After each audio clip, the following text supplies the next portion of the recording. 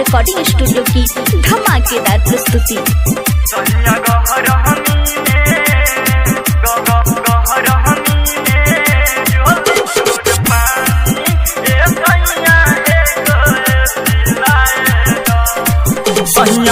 गरमी में चोल छोड़ पानी राजा एगो सिलाए दो।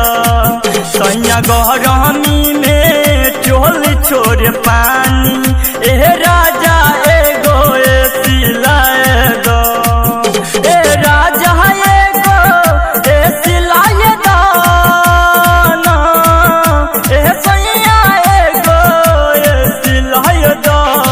सैया गरमी में राजा गरमी में चोल छोड़ पानी सैया एगो सिलाए दो।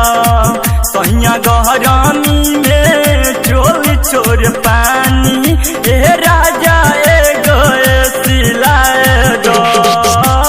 Mix by RPR recording studio सर्दी सुंदरपुर।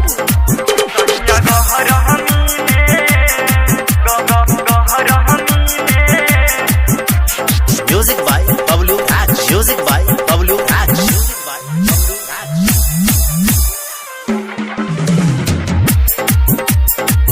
रहतिया के नींद नया दे फेर कर बटिया। पंखा डुला बतसैया बते रहतिया। रहतिया के नींद नया दे फेर कर बटिया। पंखा डुला बतसैया बते रहतिया। एगो लाए दोनों एगो लाए दोनों जो हदी से सिए राजा दहिया पानी छोड़ता। एगो लाए दोनों जो हदी से सिए राजा दहिया पानी छोड़ता। Mix by RPR recording studio सर्दी सुंदरपुर।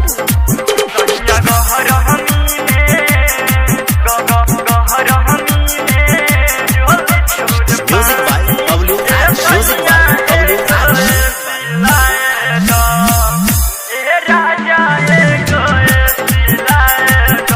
दहेज में माई बाबू दिल रहे कूलर हो। बेच बेच तू सैया पी गइल बियर हो। दहेज में माई बाबू दिल रहे कूलर हो।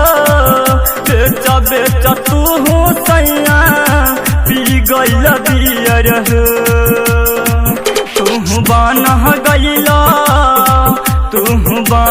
गइला केतना बेदर्दी राजा एगो सिलाए दो।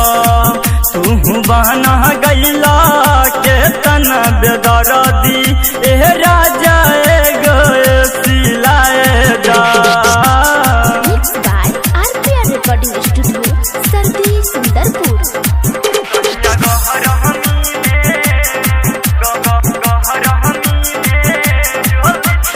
Music by Pablo Hatch. Music by Pablo Hatch.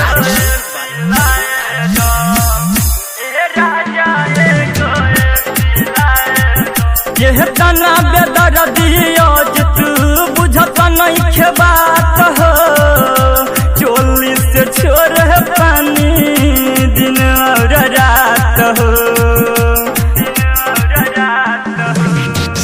यह तना बेदर्दिया जे तू बुझत नहीं बात हो।